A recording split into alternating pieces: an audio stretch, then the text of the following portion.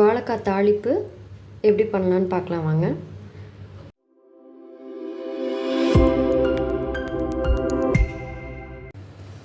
Welcome to Madurai பிரதி kitchen. இன்றைக்கி நம்ம வாழைக்காய் பொரியல் எப்படி பண்ண போகிறோம்னு பார்க்க போகிறோம். ஜஸ்ட்டு சிம்பிளாக 5 மினிட்ஸில் எப்படி பண்ணலான்னு பார்க்க போகிறோம்.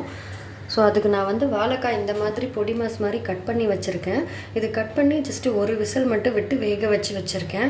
நீங்கள் குக்கரில் வேக வைக்கல அப்படின்னாலும் நீங்கள் ஜஸ்ட்டு தண்ணி சூடு பண்ணி அதில் கூட ஜஸ்ட் ஒரு 5 மினிட்ஸ் வேக வச்சுக்கலாம்.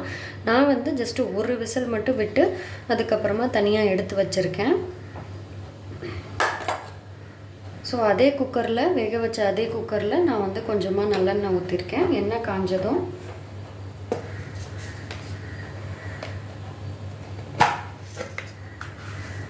கொஞ்சமாக கடுகு,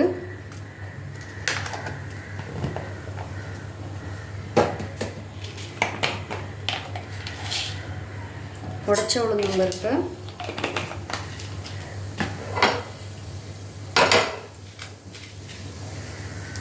அப்புறம் ஒரு காஞ்ச மிளகாய் ஆட் பண்ணிக்கிறேன். உங்களுக்கு காரம் வேணும்னா அடிஷ்னலாக ஆட் பண்ணிக்கோங்க.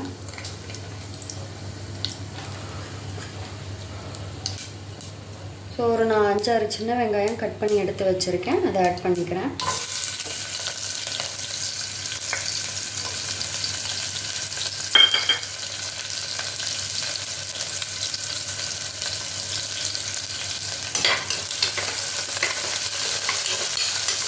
ரொம்ப சிம்பிளாக பண்ணிடலாங்க. வாழைக்காய் ஜென்ரலாக துருவியும் பொரியல் மாதிரி பண்ணுவாங்க, இந்த மாதிரி கட் பண்ணியும் பண்ணுவாங்க. இது நாங்கள் ஜென்ரலாக வாழைக்காய் தாளிப்புன்னு சொல்லுவோம். ஜஸ்ட்டு வெங்காயம் எல்லாமே தாளித்து விடுறது. இது சிம்பிளாக பண்ணிடலாம், டேஸ்ட்டும் சூப்பராக இருக்கும்.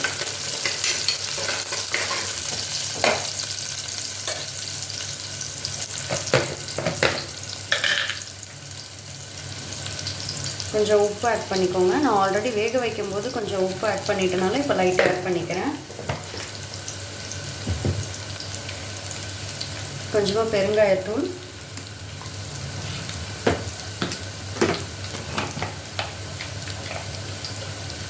கொஞ்சமாக லைட்டாக மஞ்சத்தூள்,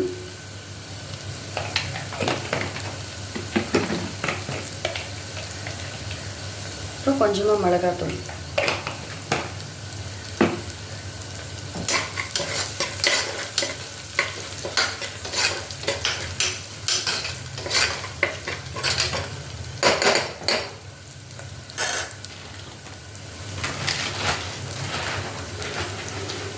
கொஞ்சமாக கருவேப்பிலை,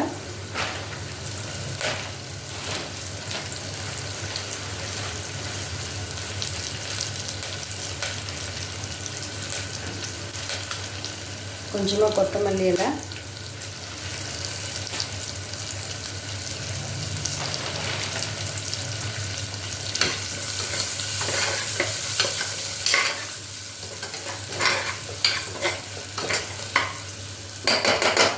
இவ்வளோதாங்க தாளிப்புக்கு. ஜஸ்ட்டு அந்த வேக வச்ச வாழைக்காயை இதில் ஆட் பண்ணி ஜஸ்ட்டு ஒரு பரட்டி விட்டுட்டு அவ்வளோதாங்க, முடிஞ்சது. சிம்பிளாக ரெடி ஆகிடும், டேஸ்ட்டும் சூப்பராக இருக்கும்.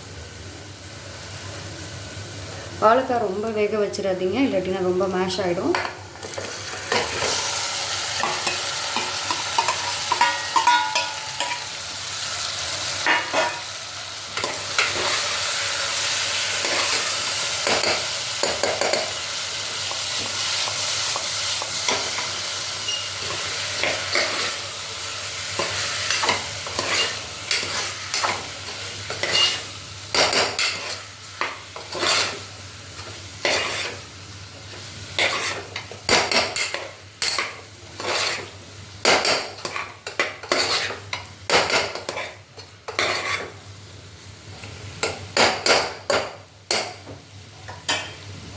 ஸோ குக்கர் இப்போ ஆஃப் பண்ணிக்கோங்க.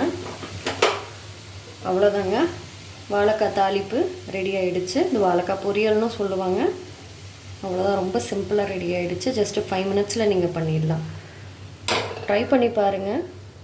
உங்களுக்கு பிடிச்சிருந்தால் லைக் பண்ணுங்கள், ஷேர் பண்ணுங்கள், மறக்காமல் சப்ஸ்கிரைப் பண்ணுங்கள். தேங்க்யூ.